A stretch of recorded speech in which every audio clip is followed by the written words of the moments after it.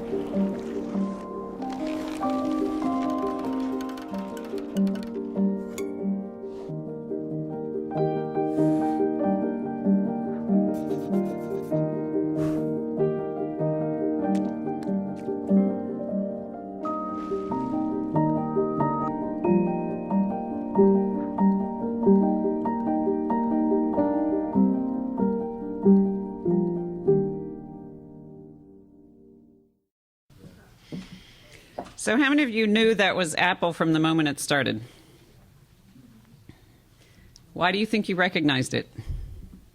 Look and feel, texture, Yep. Music, keywords.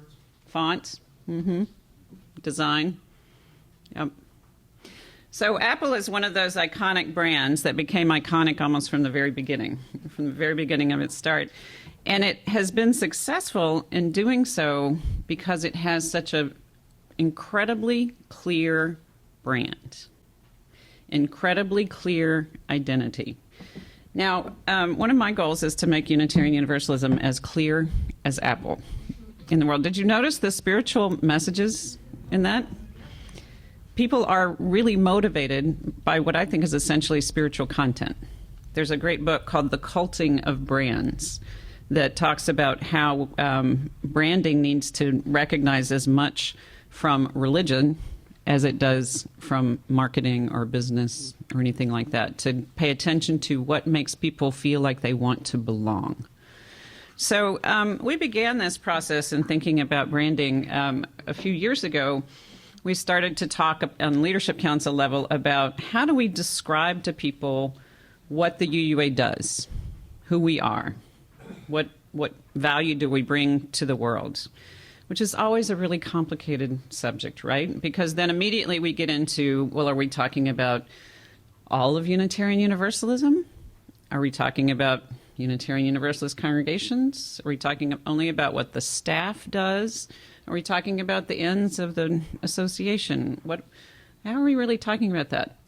And so this conversation goes around and around and around and around. How many of those conversations have you been in? How can we really talk about this?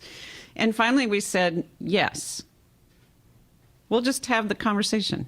We don't need to figure out who we're speaking on behalf of. We need to figure out how we can describe something about us and see where it goes from there. So we started working with a consultant to develop what is a brand framework. But one of the things that he quickly made us become aware of is that branding is not about a tagline. It's not about pretty colors. It's about being really clear about who you are. And so what we're talking about is finding a way to send a clearer signal into the world about who Unitarian Universalists are and what value we bring to the world. I would venture to say that we don't send a very clear signal right now. Would you agree? So, we're also talking about this right now because of the tremendous culture change, which Carrie articulated so beautifully for you, and I know Peter talked about during his presentation. You know, in a time when the world is shifting so dramatically, you have to figure out how you shift your language about yourself and how you talk about yourself. We can no longer make assumptions that people can understand who and what we are.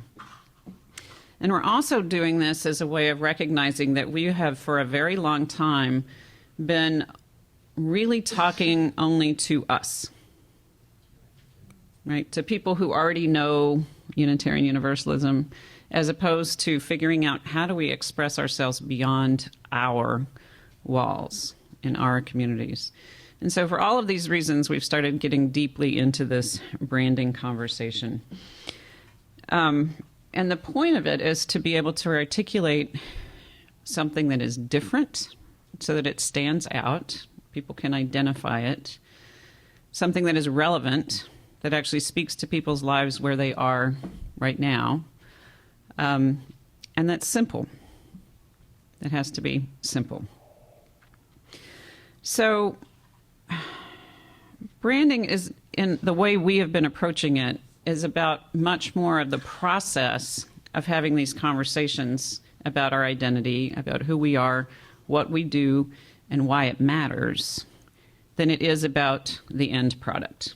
We're really excited that we're actually going to get an end product in a few weeks, but it really hasn't been about that. If all we had done was speed through a process and have some consultants come in and say, here's your new tagline, here's your logo, it would have been worth almost nothing. And people have paid lots and lots of money for that almost nothing in the past, and we did not want to replicate that kind of process. So it answers these three essential questions. Who are we? What do we do? And why does it matter? So any effective brand has to answer those three questions. Now, you remember when we used to have to do the elevator speeches? Everybody had their elevator speech about what Unitarian Universalism is. I venture to say that it probably didn't accomplish all of these three things, right? It's an incredibly challenging thing to do, to describe a religious process as opposed to a product. So that's what we're grappling with. As I was saying, branding is not the tagline or the logo.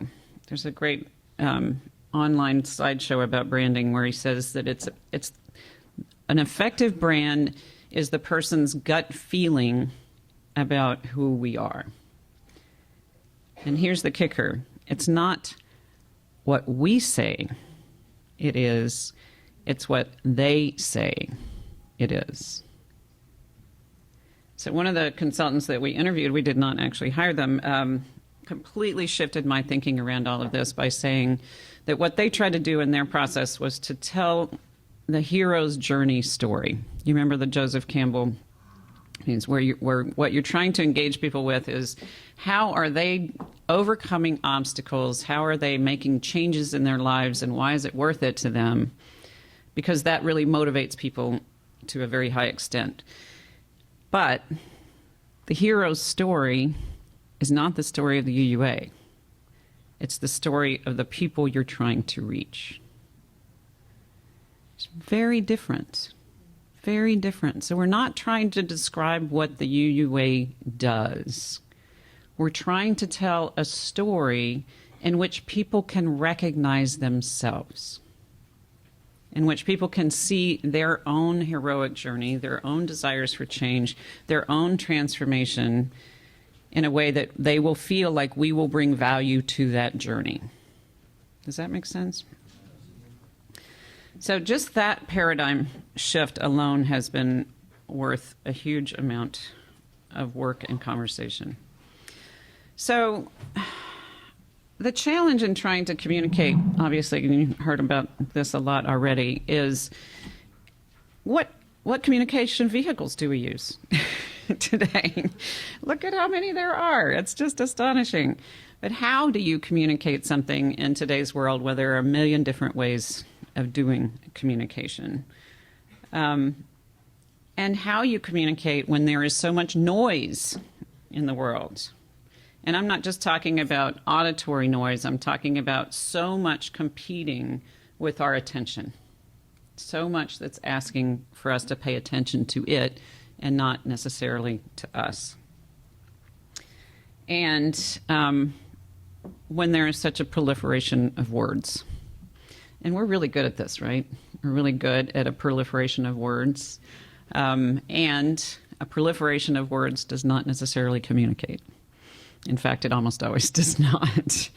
So, in this kind of context, where and one of the consultant we used talks about how in the last year there are 10 times more books published than there was in the last 10 years. There is a flood of words, a flood of words. So how are we communicating something in the midst of noise, too many words, too many communication vehicles? So the next set of consultants that we engaged are the ones that are trying to develop what we call, I've learned that all this new language is so fun, our identity package. It's really cool. And so they did what they called a brand audit. And so they asked these really difficult questions about, well, how do people see you? How do people actually see you? What do they perceive about you? And they came up with some interesting answers. There were some assets, thank goodness. There were some cool things that they thought we brought, that we have a reputation for being progressive and inclusive. And I found this. I was at a conference in Stanford a few months ago, and it was a conference for nonprofit managers to work in social innovation. And every single one of them that I talked to said, well, I know Unitarian Universalists.